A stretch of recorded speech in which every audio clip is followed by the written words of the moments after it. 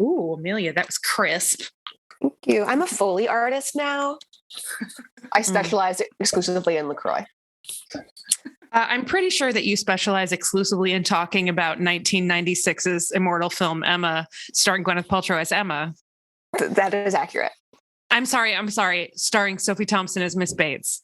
Thank you. The true star. The reason for the season. The reason for the season.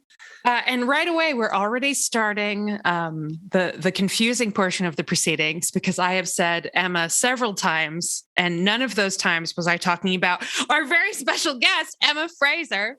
Hello. Who, fan favorite. The listeners adore her. She is as wise as she is lovely, all of those good things. And her name is Emma. So normally this episode would be called like the costumes of Goop Emma featuring Emma Fraser, right? Except for it's just got to be Emma on Emma. And then I know it's an oral medium, but listeners, you have to know she's also wearing a necklace that says Emma. So it's like Emma on Emma on Emma. So 3 Emmas for the price of 1 Emma.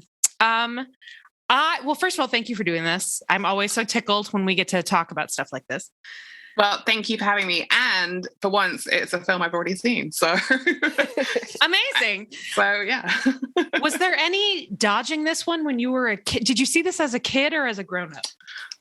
So it came out in 1996. So I would have been 13, 14 when it came out. So very much like I was aware of the film. I had been bought the book beforehand, which I had tried to read and probably made like 5 pages because Jane Austen, I know everyone loves her, but for me, I can never get on board. But I did go watch the movie at the cinema mostly because Ewan MacGregor was in it. And I'm a simple woman, or a simple teen as it was. Well, he's got that hair in this too. Well, yes. Yeah. I mean, the wig is a whole other story. Oh, yeah, I want to get into that with you. Yes, definitely. I want to talk about hair. I want to talk about costumes. But first, I want to know, was that when I was growing up, I feel like I dodged the everyone makes the same joke about your first name thing for a really long time, until I got old enough that my friends, my male friends, all thought they were the only person who had ever heard of Elvis Costello. Right. So I got a lot of that once dudes were old enough to be trying lines and shit. Growing up, my issue was people would say, "Oh, you want to make me some shoes? Do you know how to make shoes? Do you make shoes with your shoes?" Which was incredibly dull. However, I am not a British teenager who's named Emma, and I'm wondering, was it a frequent like, "Oh, like the book. Oh, like the book. Like the book." Was that a thing you had to deal with? Not that I really remember, to be honest. I don't know if maybe I blanked it out. Potentially. The boys in the year above decided to give everyone nicknames in our year, the girls. My friend got Natalie Portman because her surname was Port. But I got Emma Fraser Channel 4 because Channel 4 is what Fraser was on. My surname isn't even Fraser. So I was always just no. So that was actually more of the association of my name. I never got like an Emma thing, really. Thankfully. Oh. Huh. Yeah, I just got a weird tossed salad and scrambled eggs. Yeah, the blues of Colin. Yeah, yeah. That's funny. I mean, that makes you sound like a news anchor. Like if you said that today, I'd be like, what a fancy and impressive job. Right. And then, of course, I immediately start thinking about Bridget Jones, and in my head, you're just coming down a fire pole like over and over again. Yes. Yeah. Well, that surprises me, but again, I feel like Americans have maybe an unrealistic idea of what the things we think of as being super British are to people who are actually British. I guess as well with Austen, it's just very school heavy. Like I didn't actually study that much Austen, but like that's the thing I think that everyone thinks of when it comes to that stuff. So it kind of is there all the time. It's same with Shakespeare. Like it's kind of just something that you kind of know. Well, that makes it sound like, oh, it's innate in our DNA. But no, it's just, I guess, part of the culture that is inescapable, really. I guess for us, that's what, To Kill a Mockingbird, maybe? Yeah. I bet. Or like, I guess To Catch You in the Rye, like stuff like that, maybe. That asshole. Yeah. And then what's more exciting, what became more exciting, obviously, because it came out, same year, essentially. Yeah, same year, Clueless and I can't watch Emma now and not be like, think of the analogs to Clueless. Like every scene, like I'm like, oh, it's the Mighty Mighty Boss Tone scene with this orchestra. Like, so yeah, Clueless is the one that I think Rolling with the homies. That's that's the moment that I think translates. That's the moment that I think translates most cleanly. And obviously, first of all, we are definitely going to do at least one episode. If you'll join us, at least one episode, maybe 2 episodes, just on the Clueless costumes. Yes, yeah. Good. Okay. Cool. But obviously would love to talk to you about anything Clueless related when we finally get there. But I think part of the reason that I think when I'm watching any Emma that I end up thinking of Clueless is specifically because Brittany Murphy is so good in her little rolling with the homies scene. Yeah. That you're like, oh, okay. She thinks that he's into her because of this and then this, but oh, poor Harriet, like that. There's also a costume link that I noticed on this time. The red plaid. Yes. Yeah. Insane, right?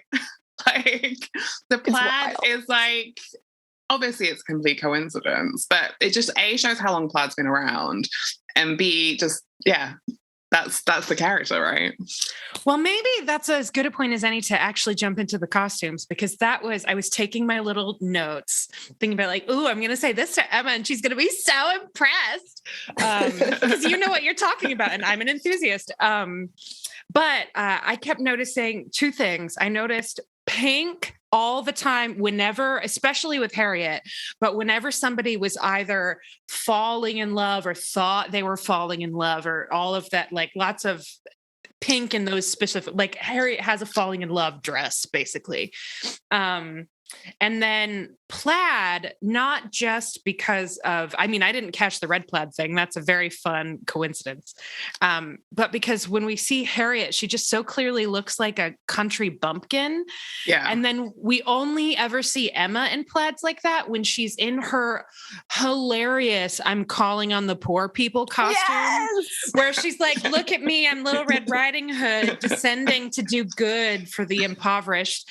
And then when she meets Jane, when Jane comes back, and Jane is like her lovely textiles and her very chic contemporary neckline, and Emma just looks like, oh, honey, you tried. That's so nice. So let's talk about plaid. What stories were you seeing in terms of the way that prints are used? Because there are so many cool prints in this movie. Yeah, there are. So it's Ruth Myers is the costume designer, and she was Oscar nominated for this, which isn't a surprise, seeing as Oscars love anything that's period. And it was like the Regency was having its moment as well, as it is again.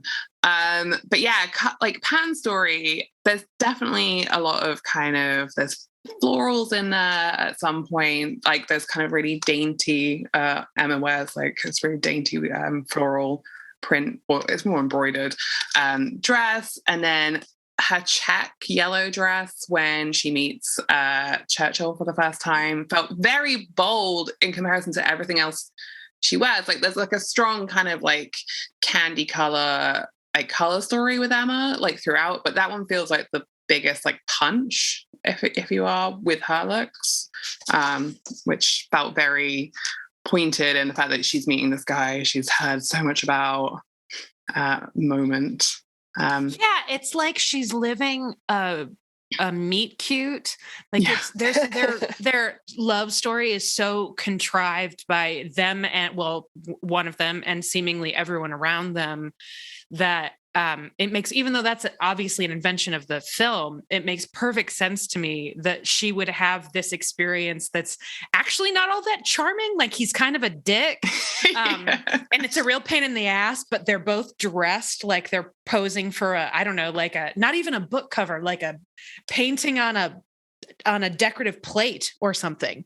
Yeah. Absurd. That costume I thought was super interesting too.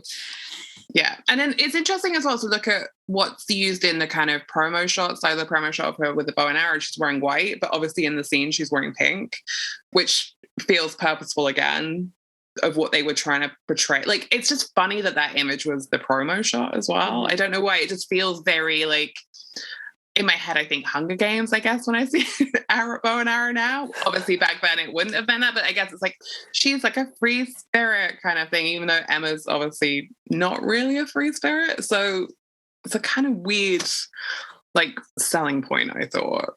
Yeah, it's, well, and I mean, I don't know whether or not it was a deliberate reference, but I have always assumed, since I saw it anyway, that it's a reference to the Pride and Prejudice film adaptation, where Lizzie and Darcy have their archer. Or I guess it's Lizzie and Wickham.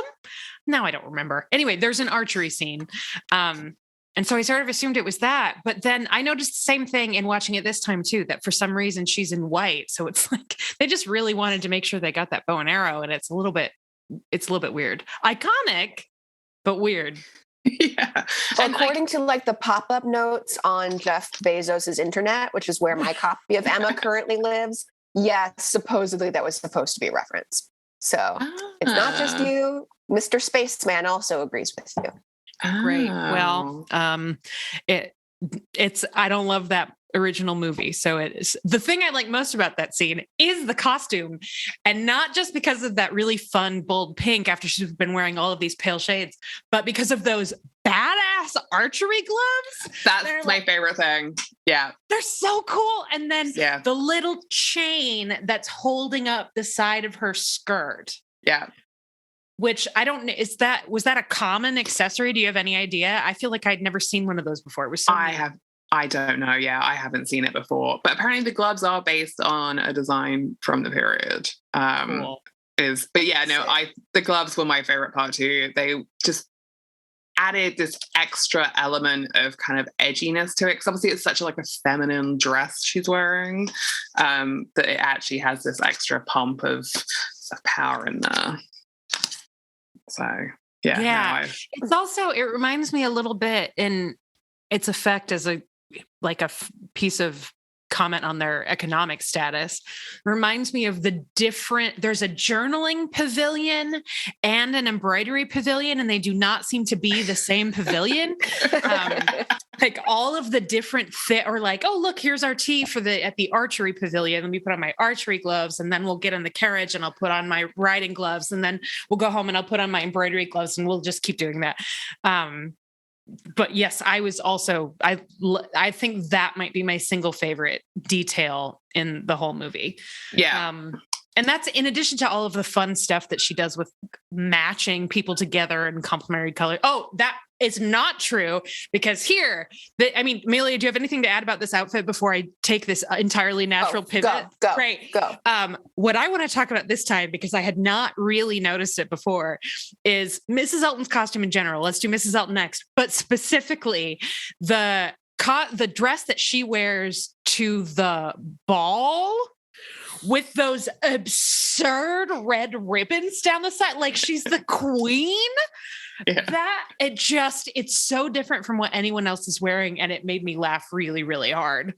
Yeah. She has that dress with a very, very fragile creature with no regard to the delicacy of the Constitution. So that dress also, she it almost read very Grecian to me.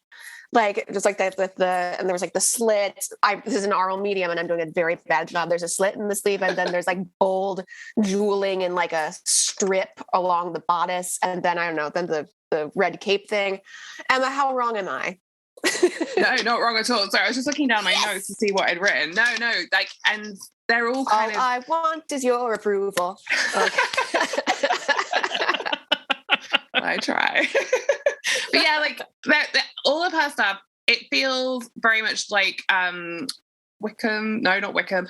Who is the brother in Pride and Prejudice? Oh my God, I've just lost my mind. The guy who with the two sisters. Bingley. What?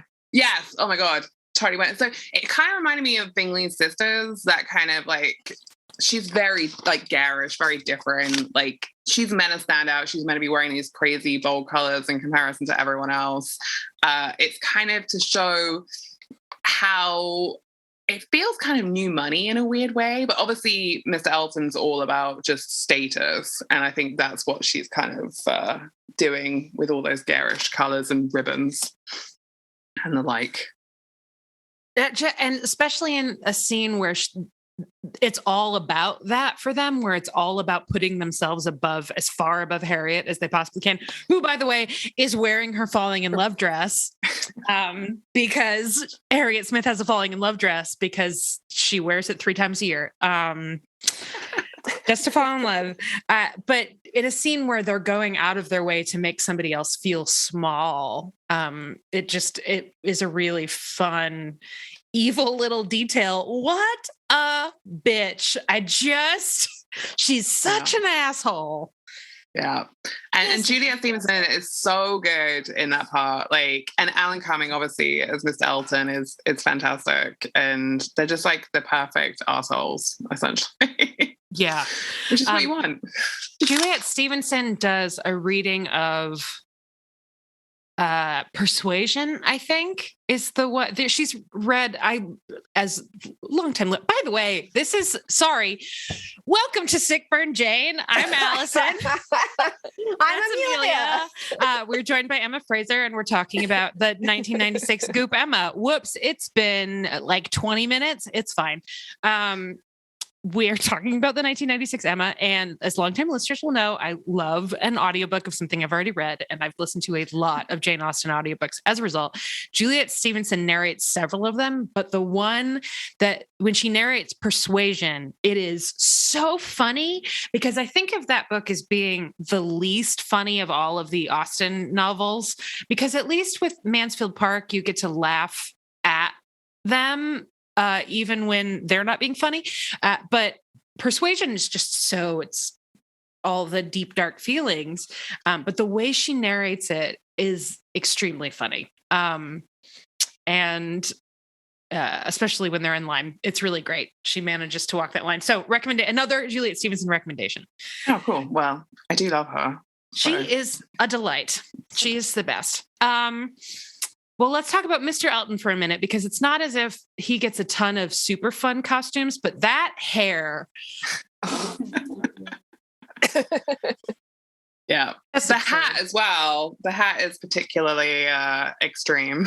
It's very wide brimmed. Also, the Mrs. Elton bonnet where she's got the fringe on the top. Yeah. Whatever this is, her little like valance. Her little Surrey. The Surrey. I got it.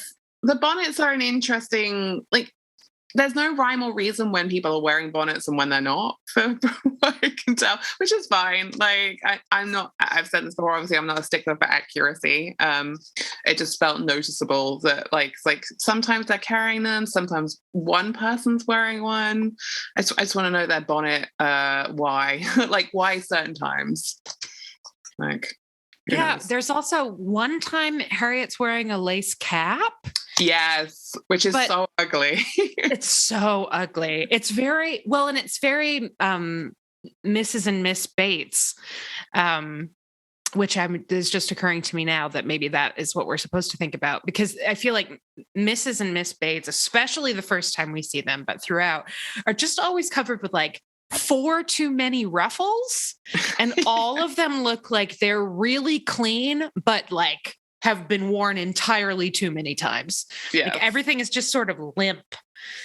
And Miss Bates has the Madonna half gloves. Yeah. Yes. Not fooling anybody, honey. That bonnet is so ugly. Yeah. Talk me through cap logic. I have a lot of cap questions, and rather than ask, Ms. Google, I'm going to ask you. instead. Oh gosh. Okay, let's see if I can answer. Because like what was tripping me up with the Bates bonnet, well, a few things. Sorry, I meant to say cap. I said bonnet, but it's funnier when it alliterates. I'm wondering, when do you hit the age in the Regency where you're just wearing your lace cap to the ball like Mrs. Bates? Right. And then also, it was weird to me when, like, oh, Emma's coming over for tea to meet Jane. It's a big affair. I'm going to wear my lace cap indoors instead of, just like have my hair out looking cute. Like, what were the motivations for like cap versus no cap when we're like, what's the deal? I mean, I assume from a story point of view, it's just to differentiate and show her age, because they wanted to make her look older than the actress actually was, which feels slightly egregious. So yeah, I think it's more to do with just distinguishing her kind of style and age in comparison to other characters, rather than it being specifically about what they did in the period, because I bet they wouldn't have done that. So I was wondering if that was like their no white after Labor Day kind of rule or not. So okay, it was just yeah. I mean, I just can't imagine that you would have won something like that at those times. But I'm not a Regency costume expert, but it just felt more story driven than like accuracy driven, which actually this movie, apparently the designer got a lot of shit for how inaccurate it was. Like, apparently people were legit mad at her, which is interesting, because if you look at these costumes in comparison to the recent Emma, they seem much more in line, I guess, with what we think Regency looks like. And obviously if you throw Bridgerton into the mix, which is a whole other ball game of accuracy questions, like no corsets in this, which is an interesting choice that she made, was because she didn't want anyone to look too done up. She wanted it to appear light, and she thought that if people were corseted, even with those silhouettes, it would look very heavy. So that's a thing that people were mad about. And the colors people were mad about as well, like the candy colors. People were like, which is strange, because when you watch it today, I don't know if it was maybe because the DVD I had, but like it seemed quite muted to me mostly. But yeah, apparently it was very bright for 1996. I agree that it looks to me like it's not especially colorful. And I guess if you think about the Pride and Prejudice miniseries, then it does look a little bit bright in comparison, because you're right that the Bingley sisters wear really loud colors, but everything else is like white, or white with gray over it, or maybe white and a pale pink, and that's about as far as it goes. And obviously those red coats, but that is about it. But really, it's the only dresses that seem actively loud to me, again, outside of Mrs. Elton, are the yellow dress, which seems intended to have this sort of larger than life quality, that pink archery dress that we already talked about. And that's really about it. Yeah, there's some like kind of sea foamy greens in there, and there's some blues, but they're all relatively muted. But yeah, when she talks about it, it's like she's referring to them as being like she'd seen inspiration on watercolors, which I can kind of understand it being that, but I would never call them like, bold.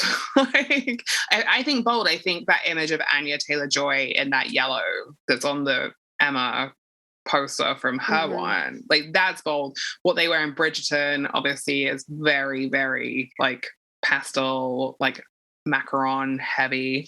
But yeah, this, I was like, it looks pretty 90s Regency to me. So it's strange that she got called out for things back then that we don't necessarily notice now. So I think it's just, and obviously every period thing when it's like reflecting the era you're in anyway.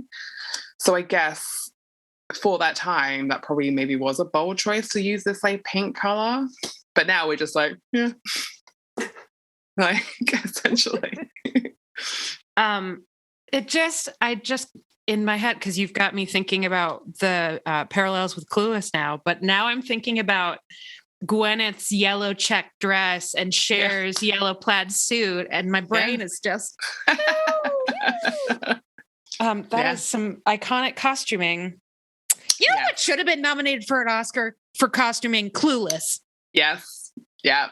Contemporary gets fucked every time. Like even something say like La La Land, which is contemporary, but the costumes look period, that will get nominated. It's very rare that anything straight contemporary will get nominated. Now, like Devil Wears Prada did, but that's obviously very specifically, and that was Patricia Field who did Sex and the City, so she had like name recognition as well. So it's my pet peeve in the Oscars, frankly. My great hope is that somehow, because of the fantasy element, that maybe Everything Everywhere All at Once could sneak in, but I'm not holding my breath. Have you seen that yet, Emma? It's not out here yet, and it doesn't have a release date yet either, and I'm so annoyed. Well, I just read a story about how it's making more money than anybody expected, so hopefully soon. Yeah, come on A24.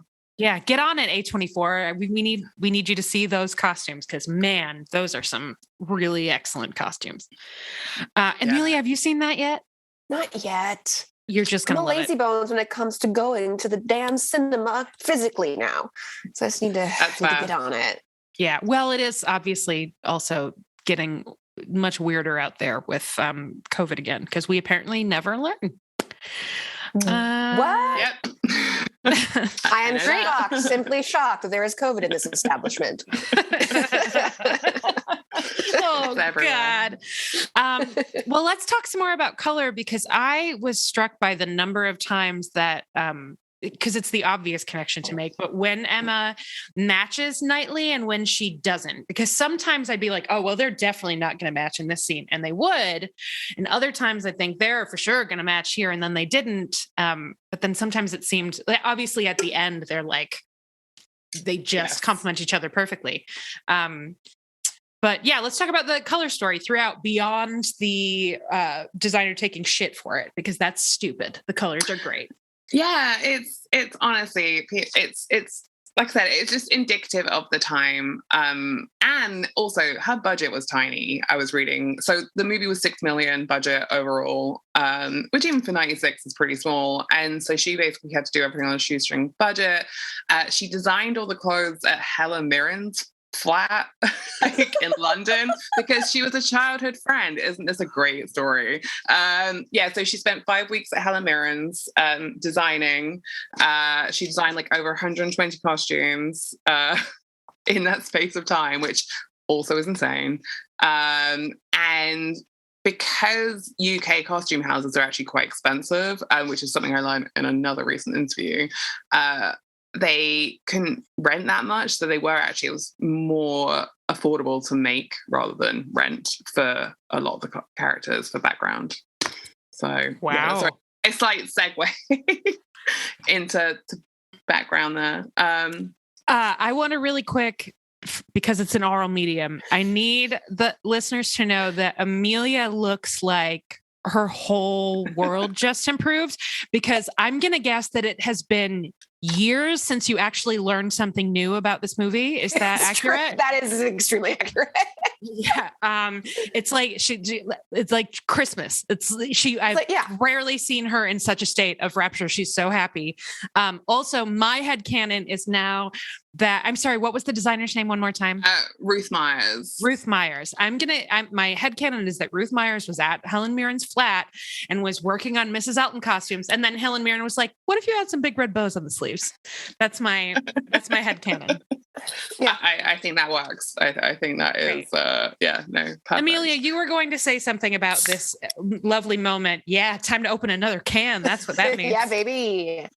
No, that's just so, beyond 5 weeks at Helen Mirren's house, which is a mini series that we need to produce immediately. Yeah. First off, yeah, because again, the pop-ups on Jeff Bezos's internet really loves to do the Spencer that Harriet is wearing here was also worn in the 2003 such and such thing that you haven't watched yet. And so I would have assumed that renting would have been the more affordable option. So it's like making being cheaper than renting is wild.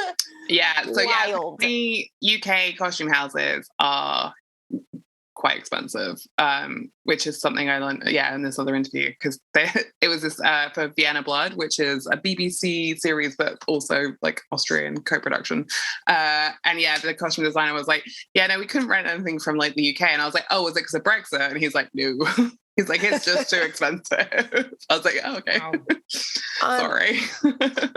I would like to invite us all to incriminate ourselves in planning a perfect crime. The crime is this. This is an invitation. How do we plan a perfect heist of a UK costume house? There's got to be a way. It's probably not that hard. Emma, can you help with some initial logistics? And then I'll roll in and be like, I'm just a stupid American. Oh, was I not supposed to go through this door? Sorry, I can't read. And I think we could do it. Like, I really think we could do it. I think that sounds doable. I can't wait till this shows up in our Instagram stories and it's just Amelia yelling, sorry, I can't read. You're on the wrong side of the corridor. You don't know the direction. I'm sorry, corridor? We don't say corridor. See, exactly. It's a perfect crime. It's a perfect crime. Exactly. Then we'll just get in the go up. But I'm trying to remember what Britishisms Michael Sheen says in 30 Rock. The go up box. And I can't remember the other ones, but we'll have to get in the go up box. Yeah. And go to the roof, and then we'll summon a TARDIS and store all the costumes in the basement of the TARDIS, because TARDISes have basements. Tardi have basements. And then a flood. Ooh, well, I mean, yes. And then we'll go back to 1996 and have a really great rate, and we'll rent costumes for a song to the 1996 Emma. Yes. Perfect. Everybody wins. Hooray! Hooray. Yes. Let's do it. We get to hang out with Helen Mirren. Right? Perfect. All right. So what else? Oh, so we were. I ruined a question about Mr. Knightley that I was going to answer as well. Oh no, I ruined it. I was the one who ruined it. You continue, please. So obviously he kind of has the Darcy thing going because, as I also recently discovered, I'm going to plug myself now. So I wrote a piece for Town and Country like a couple of weeks ago about the Darcy effect, the Colin Firth Darcy effect on costuming Regency men. And obviously this is like within a year of the BBC one coming out. So you do see Knightley, and I see Knightley and I think Darcy, because he's less kind of like buttoned up than Darcy is. But costume-wise, I would say there are similarities. But yeah, you are right about there being like parallels with Emma, particularly the end, which I do think is interesting. Sorry, I'm kind of winding in my thoughts. But yeah, I don't know. We've never had a linear discussion on this show. So okay, cool. Never. I was trying to think what I want to ask about this Darcy piece. Oh, because then I immediately started thinking, oh, well, obviously because Frank Churchill is costumed like such a dandy. His crushed velvet, the purple purple obviously is rare at the time. And so it does strike, it's this big moment that he is wearing this crushed velvet, like purple jacket, which is excellent. And going to London to get a very expensive haircut. Yeah. Same vibe. And it's the worst wig in the world. Literally, that haircut is a crime against Ewan MacGregor. Like, truly. Like, what did he do to deserve it? It's not flattering. It's not flattering. I was reading as well. So I don't know when this interview was, but he basically said this is the one role he really regrets taking. Not because of the material, he said, but because A, he thought he was bad in it, and B, the wig, which is fair. The wig is terrible. I also don't think he's bad. I think he oozes sex in every moment. At the picnic, he's lying there like the beanie is like off the fucking scale. I'm glad he took this part personally. So he should not be sad about it. I agree. It is a bad wig, though. Oh, it's a terrible wig. Yeah, he's right about that. And that we're coming off of 5 seasons of bad wigs on Outlander, and some good wigs, but we've seen a lot of bad men's wigs in our recent history. But yeah, it's really bad. It was post train spotting. So he said he was just looking for something that was very different. And obviously, train spotting and Emma are, I guess, completely. They're not in the same universe. So you can understand why he was like, yeah, I'll do a costume drama. Like, gets to ride a horse, be a bit sexy. Not doing heroin. I'd like to witness your reaction to this. No pressure. Okay. A fact I brought up before, again, from the pop-ups on Jeff Bezos' internet. Nice. Did you know, did you read, did you see, did you notice, because you have the eye, that his wig lengths are extremely inconsistent even within the haircut narrative? And that, like, when he's saying, like, Emma, with a tender and devoted nature, to tell you something before, it's like they're interrupted. And she's like, well, he loves me. Like, his wig gets longer in a way that doesn't make sense from, like, the day before and the last time she saw him. Like, he's wearing, like, he's in the wrong wig. He's in the wrong wig. Yes. Listener, Emma has clutched her face. It's all I wanted. Okay, it happened. That's extraordinary. I kind of want to believe that the wig department were fucking with him, but who knows? That would be hysterical.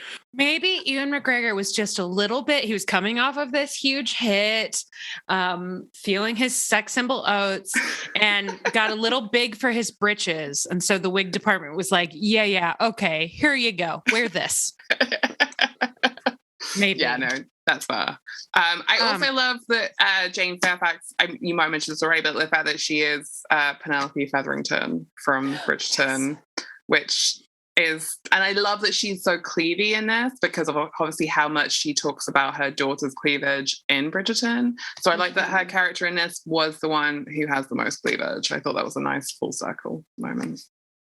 Yeah, it's that is, I hadn't thought of it in those terms. I was just thinking that it's interesting to see her play someone who is not seemingly all that concerned with presenting herself as being superior in any way. Even though she's wearing, because of her affiliation with the Dixons or whoever, she's wearing these beautiful, really rich looking, obviously more chic gowns than Emma is wearing. She looks like she's in from the city. You know what I mean? Yes. She came home from college and Emma's like, oh, fine, whatever. Whereas in Bridgerton, it's all like, we're incredible. Has anyone noticed that we suck? We're amazing. Yeah, it's so funny to me that it's such a muted performance. And I don't mean that in a bad way. Yeah. She's so low key. And it's the perfect way to play Jane, because Jane, like, if Jane were a crueler person, it would be a very, I don't think about you at all kind of situation. She just doesn't care. You know what I mean? No. Like, yeah, okay. Until you started flirting with my secret boyfriend, I just was fine. But now you're flirting with my secret boyfriend and that hurts my feelings. Yeah. So, but Frank is a dick, essentially. Such a dick. Right. The piano moment. It's like, you fucking bought the piano. We know this. Like, just an asshole. Yeah. He is. Is there anybody else that we should make sure to talk? We talked about Jane, talked about Frank. I was a little bit perplexed by the costuming for Mrs. Weston. Like, it seemed kind of all over the place. Sometimes I was like, wow, you look loaded. And sometimes it was like she was trying to be matronly and weird. It was weird. It was weird. Yeah. I also was confused by that, I guess, as well. Like, her narrative does just feel, she is just there as a prop in a weird way. It felt like, I don't know. It's just, I agree. There wasn't that much consistency, I don't think. Yeah. Amelia has seen this movie 972 times. More than that, but yes. Thoughts? Yeah, like Mrs. Weston is so perplexing. Again, she's so perplexing because at first you think that her signature style is like long sleeve with a matching puff on the shoulder. And then she goes into like, again, what is this lace around the neck signifying? Is it age? Is it status? Is it both? Probably yes.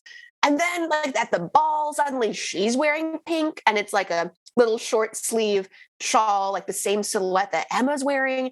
And like, is Mrs. Weston just going through an identity crisis? And actually was this a perfect piece of costuming? Like, was she she was the young, hot governess, and now suddenly. Oh. Yeah, that's a good point, actually. Yeah, no, I hadn't thought about it like that.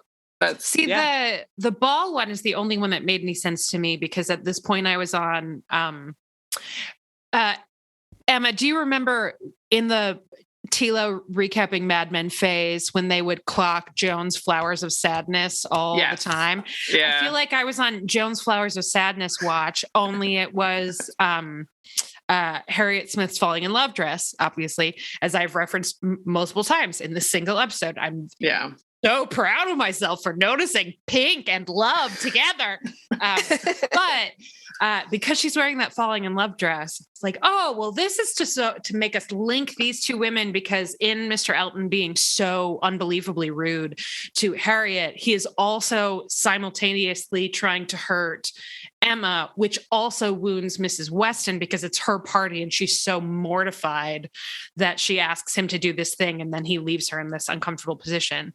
So that was the one where I was like, oh yeah, that makes sense. But it's so out of character that it still feels really jarring. I was like, what are you wearing? She doesn't look married. She doesn't look, I can't tell what season it is. Ever, really? It's like always spring, except for when it's Christmas. I know, right? Oh, can we talk about the capes? Yes. Because there was one that you only see very briefly when it gets taken off, and I'm like, oh, come on, give us more time with this. Like, it's incredible. And obviously with Mr. Elton and the uncomfortable carriage ride, which also the camera work in that scene was so like, we are clearly on a soundstage, obviously in the back of this thing, but we are moving around, obviously. So that made me laugh. But yeah, no, both of those capes were absolutely to die for. Just the fur-lined. Although one of them was definitely a capelet, and I'm like, this doesn't feel that warm. Like, you are covering to like your mid-back, maybe. So that was a choice. I loved that she was wearing that. I love a Christmas blue. Yeah. Because I feel like it's so easy to go red or green, and I love a Christmas blue. But then it's like, I think we need to make sure everybody knows it's Christmas. Let's just put some holly, like put little holly berries right here. Doesn't make any sense, but let's just put little holly right there. Yeah, I'm a big cape. Who among us is not a big cape fan? Yeah, and she also had those really cool like capelets with the kind of very delicate like kind of fringe detail. Mm-hmm. They were kind of like champagne colored. She had a good collection of outerwear, I guess, if we're going to call it, if we're calling it outerwear. But yeah, big fan of those ones. Yeah, I think Emma dresses. And you know what? So does Cher. This Emma dresses like she's costuming herself quite often. Like she has her visiting poor people outfit, and she has her sort of like painter smock kind of weird things, and she's got her archery gloves. And that's high drag, you know. I respect that. But it does make it feel a little bit, because that costuming story is so apparent. It just makes it stand out all the more when it's somebody like Mrs. Weston and it's just kind of an afterthought, it seems like.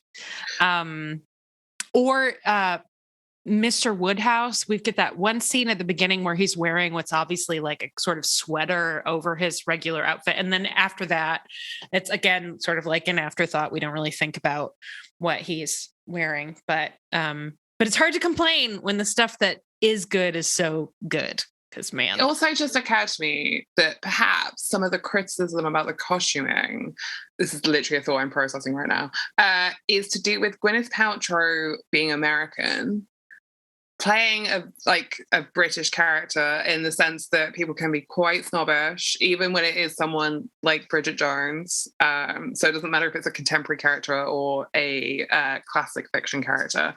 So perhaps some of the criticisms directed at Ruth Myers was criticism directed at Gwyneth Paltrow for playing the character and for her fashion status at the time, perhaps.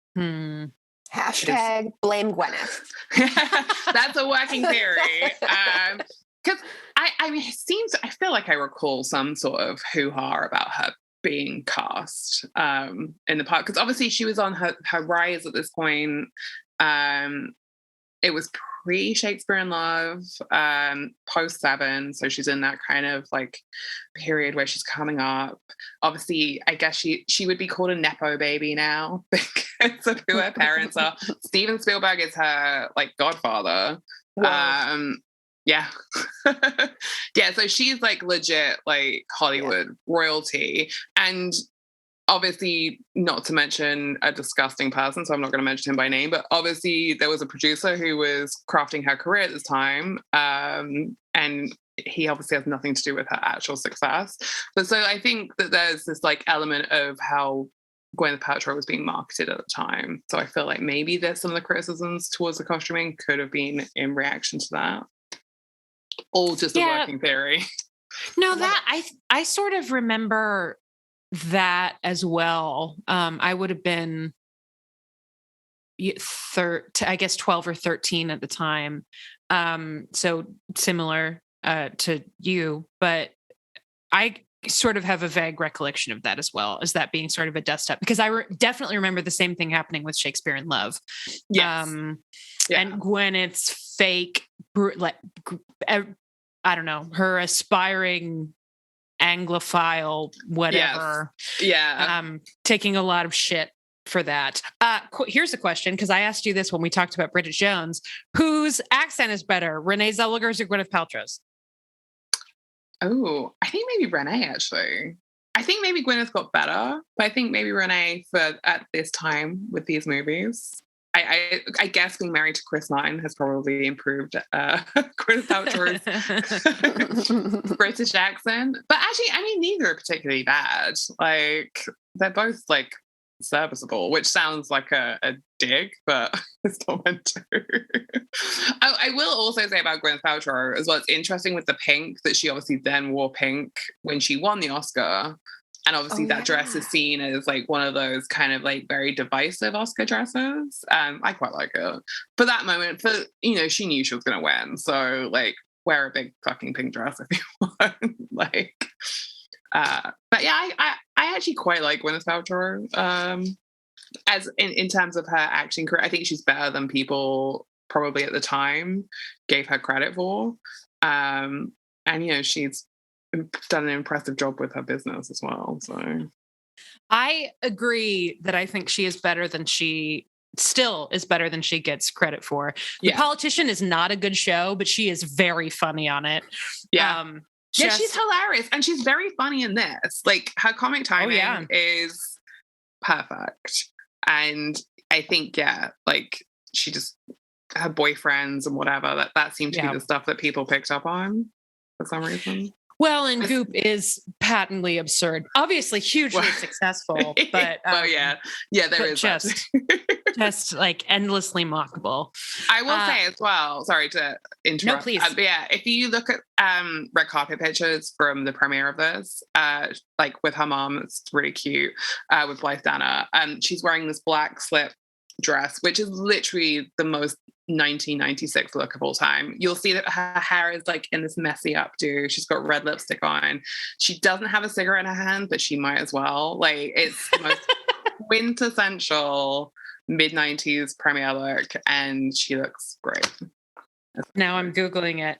Gwyneth Paltrow, Emma, red carpet. Google, take me away. I think I was just going to say she was also funny in Glee, which is stupid. But she is funny in Glee. That's the thing. I wish she would do more. Like, I mean, she's unintentionally funny as well. Obviously, when she's like, I don't remember which Marvel movies I'm in. Like, no one could be more iconic than her not remembering that she's in Spider-Man. That's so funny. Have you never seen that, Amelia? No. You must, after we get done with this, go find that clip. It is extremely funny. She legit just cannot remember. Right? Oh, that is a cute look. That is extremely 90s. That's so funny. You could wear that now as well. Like, she could literally wear that now, and it'd be another. Oh, and that was actually the other thing I wanted to say about the character of Emma is the wedding dress, because obviously it's such a huge like moment. And apparently, as per Ruth Myers in this interview she did with Insider at the 25th anniversary, inspired a lot of wedding dresses, including the work of Vera Wang, allegedly. Whoa. So yeah, apparently that lots of people wanted a wedding dress in that style. The train is pretty amazing, I will say that. It's very pretty, and it's less, well, again, because we've got style icon Mrs. Elton right there being a butthole because there's a shocking lack of satin. Which I'm specifically going to ask Emma about. Emma, do you agree there's a shocking lack of satin? Apparently so. I mean, I don't want to disagree with the sartorial excellence of Mrs. Elton. She's dangerous. Yeah. She's got, I don't know if you know this, but her brother also has extensive grounds. It's a whole thing. She really knows her shit. But because we see her in such ostentatious stuff, I just guess in my, I mean, and I've seen this movie several times, but as I was coming towards the last scene, I was like, oh, I forgot what the wedding dress looks like. Can't wait to see what ridiculous thing Emma is wearing, because she's going to have to one up all of these people who were like Jade. It's got to be better than Jane Fairfax's wedding dress, and it's obviously got to be better than Harriet's, and it's got to be better than Mrs. Elton's. And then it's so restrained. I mean, it's beautiful, but it's not anywhere near as absurd as it might be. I like that. That's probably why it's so popular as well. Well, or was so popular as like people requesting it, because it is relatively muted. So it can have like a weird, like it can kind of, the longevity of that design isn't just within that that century, which apparently it was based on a real dress from like 1810. So that's probably one point where she's like, fuck you guys, this is accurate. It also looks better in close up. Like I saw, it was on like an exhibition, and seeing the details of the dress, and there's like a sprig design, which I don't think you can really see on camera, which is always so disappointing. When there's obviously been a shit ton of effort put into it. There was like a vintage lace overlay, and I just don't think it reads that well on camera, maybe. Was my thought. And then apparently the director, and this is insane, wanted a bit of it to be like cut because he thought it was going to make Gwyneth Paltrow look fat. Which literally, like, I don't even know in what world that could happen. like even if technically the camera, I don't even know if that's true. Like the camera adding weight seems bullshit, but like it's so just gross and feels very, I guess, mid-90s of someone to be able to say that. Yeah. I mean, this was the time period where Kate Winslet was quote unquote fat. So, Yeah, and heroin chic, I guess, and like modeling was like the thing. Right. So, but yeah, Gwyneth Paltrow, I think the only time that she could be called that is when she wore that fat suit in that bad movie, that Shallow House. God. That's it. God. Yeah, which we shouldn't, No. at all. Let's be done with fat suits in general. There's no need for them. It's really stupid. Yes. And hurtful. Anyway, anything else that we want to talk about? Any boxes we want to check? Allison, I have a question for you while Emma's looking at her notes. Allison, this is just for you, unless, I mean, everyone's allowed to have an opinion. Would you please rate Emma's nightgown on a scale of bisexuality? I was thinking about this, and it's weird because it looks like it should be a bisexual nightgown, but it is not a bisexual nightgown.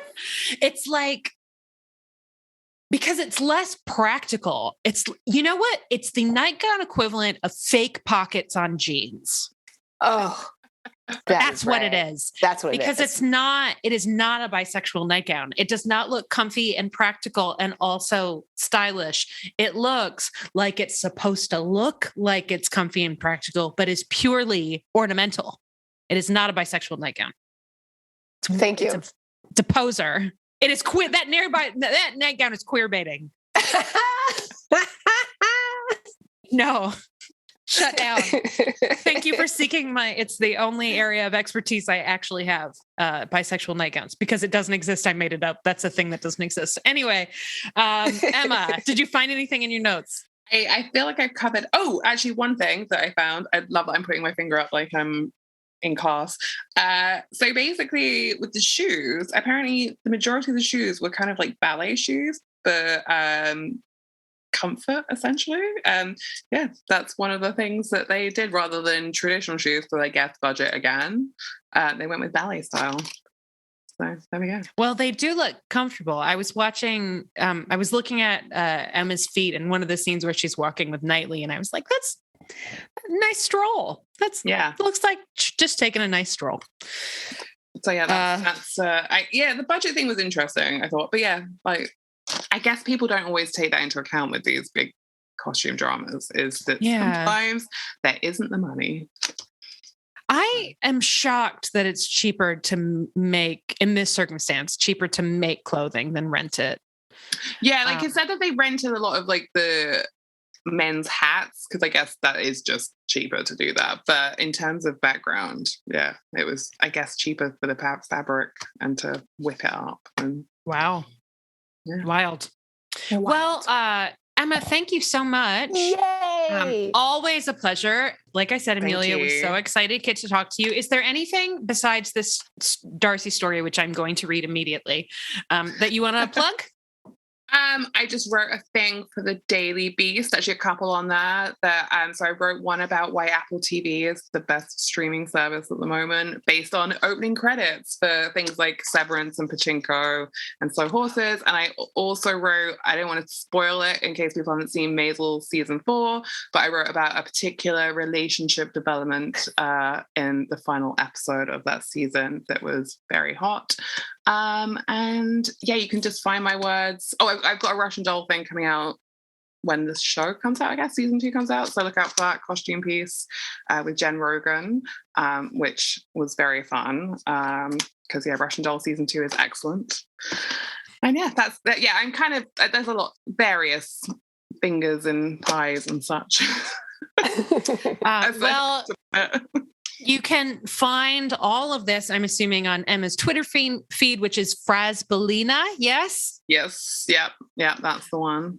And we'll make sure to tweet these out from the Podlandercast account. I am going to spare her the end thingy. So here's where Julie is going to cut the episode, and then I'm going to send her a separate future Allison here. I'm not going to do any of the time bits that we normally do. I want to thank Emma for being our guest this week. You can find her on Twitter at Frasbelina and find all of her amazing work all over the internet. And I highly recommend that you do, because, man, she is legit. As always, thanks to Amelia. We also need to thank our patrons, but first I'm going to do the social media stuff. God, I'm out of practice. You can find us on Twitter at Podlandercast. You can find us on Facebook at facebook.com/Podlandercast. You can find us on Instagram at Podlandercast and Podlander Presents and Sickburn Jane, which, by the way, is the name of this podcast now, even though it was originally Sauce and Austin. It's a whole thing. You can also find Sickburn Jane on Twitter at Sickburn Jane. And you can find us on Patreon at patreon.com/PodlanderDrunkcast, where you can support the show, nay, the shows, and get access to bonus episodes, live crowdcasts, such as the one we're having as a send-off to our dear Janine, which is happening on May 17. I'm checking. It's May 15. You can join us on May 15 to send Janine off on Crowdcast, and that is through Patreon, patreon.com/PodlanderDrunkcast. We want to thank all of our patrons who make it possible for us to do these shows, which we love doing so much, but we especially want to thank the following wonderful people. Watermelon. Kelly Armstrong, Sydney Taylor, BG, Jess Bree, Catspaw156, Maddie Perkins, Snazenak, Lisa Brand, Julia Gulia, Kathleen Martini, Lauren Tennant, Kelsey Kemp, Emily Day, Betsy English, Caitlin Reddick, Jen Collins, Ashley Tigason, Tina Barnett, Nicole Rodriguez, Kristen Freckled, Fury, Laura Colm, Amelia Bazell, Liz and Tinkerbell, Stella Welch, Tori Halligan, Claire Feeney, Rochelle Lefevre, Jerry Hurdle, Emily Carlston, Amy Gustafson, Rachel Townsend, Kelly Mazzella, Chantel Salters, Mary the Falling Statue, Tara Lucchino, Viv Pickles, aka Laura, Mary of the Grapefruit, Jenna Bukowski, Ann Gibson, Ruth McCormick, Kara Marlowe, Trish McCurry, Julie DeToy, Jen Lynn, Kelly Bodden, Amanda Newton, and Kiki the Wise. Apologies about the loud car noise. We will be back next week to talk about Outlander some more. Y'all come... I was about to say y'all come back now you hear, but that's not a very Emma thing. Ta!